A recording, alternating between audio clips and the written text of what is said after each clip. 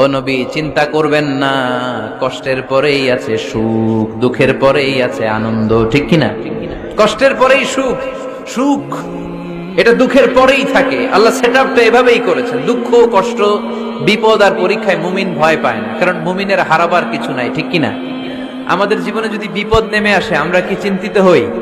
কথা বলেন। আমরা তখন সবর করি, কি করি? আর সবরের সওয়াব আছে না নাই? কারণ মুমিন জানে রাত যত গভীর হয়, অন্ধকার তমানিসা ভেদ করে সুবহে সাদিক হয়। মুমিন জানে গর্ভবতী নারীর পেটের যন্ত্রণা যত বাড়তে থাকে, নতুন মেহমান আগমনের সময় ঘনাতে থাকে, ঠিক কিনা? মুমিন জানে মুমিনের উপর বিপদ কষ্ট যত বাড়তে থাকে, সুখের সময় ঘনাতে থাকে, কাছে আসতে থাকে। চিল্লায় বলেন ঠিক কিনা? এজন্য আল্লাহ বললেন ফাইন্না মাআল উসরি ইউসরান, ইন্না মাআল উসরি ইউসরা। ও নবী, চিন্তা করবেন না, পেরেশান হবেন না। মাক্কি জীবনে আপনার দুঃখ কষ্ট, কিন্তু কিছুদিন পরেই মাদানী জীবনে আপনার জীবনে সুখ নামিয়ে দিবে কে? আপনার জীবনে আনন্দের বন্যা বইয়ে দিবে কে? মোটিভেশনাল সূরা, পেইন রিলিভিং সূরা। আপনি বিপদে পড়লেই এই আয়াত নিয়ে চিন্তা করবেন যে বিপদের পরেই আনন্দ আছে, কষ্টের পরেই দুঃখ আছে। সমস্যা যেমনি আছে, সমস্যার সমাধানও। কথা বলেন, সমস্যা যদি থাকে ওইটার সমাধান আছে না নাই? Allah never creates a lock without its key. Allah এমন কোন তালা বানায় নাই যে তালার জন্য চাবি বানায় নাই, ঠিক কি না? তালা যদি বানায়, ওই তালার কি আছে? সমস্যা যদি থাকে, ওইটার কি আছে? এজন্য কষ্টের পরে আনন্দ, দুঃখের পরে সুখ চিন্তা করার সুযোগ নাই। সবশেষ আল্লাহ গাইডলাইন দিলেন। প্রথম গাইডলাইন, ফাইদা ফারাগতা ফানসাব ওয়া ইলা রাব্বিকা ফারগাব। ফাইদা ফারাগতা ফানসাব।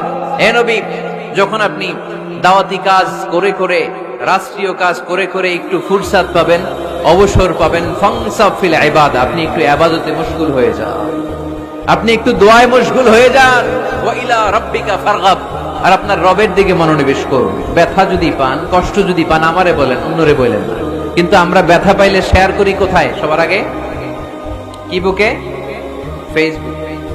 কষ্ট পেয়েছি, দুঃখ পেয়েছি, কোথায় শেয়ার করি? কেউ যদি আমারে কষ্ট দেয়, আমি বদলা নিতে চাই, ঠিক কি না? কিন্তু ইসলাম বলে বদলা না নিয়ে বদলে দাও। কি করবেন? বদলা নিও না, বদলে দাও। আল্লাহর কাছে বল, বন্ধুর কাছে বলার আগে, স্ত্রীর কাছে বলার আগে, ফেসবুকে শেয়ার করার আগে, কষ্টের কথা শেয়ার করব কার কাছে? বিশ্বনবী সাল্লাল্লাহু আলাইহি ওয়াসাল্লাম আমাদেরকে এটাই শিখিয়েছেন। এই শিক্ষার মধ্য দিয়ে গোটা বিশ্বকে তিনি চেঞ্জ করে দিয়েছেন। তার নাম আওয়াজ করে বলতে হবে, তার নাম মুহাম্মদ সাল্লাল্লাহু আলাইহি ওয়াসাল্লাম। এই সূরা থেকে আমাদের জন্য শিক্ষা হচ্ছে, আমরা বিপদে আপদে সব সময় ভরসা রাখবো একজনের উপর, তিনি কে? আর মনে রাখতে হবে, the grief isn't permanent, the struggle isn't permanent. এই পৃথিবীর কোনো দুঃখ কষ্ট আর সমস্যা এটা পার্মানেন্ট নয়। সমস্যার পরে সমাধান আছে, দুঃখের পরে আনন্দ আছে। এই বিপদ পরীক্ষাগুলো আল্লাহ তাআলা আমাদেরকে দেন আমাদের কোমরকে সোজা করার জন্য, আমাদের পায়ের নিচের মাটিকে শক্ত করার জন্য।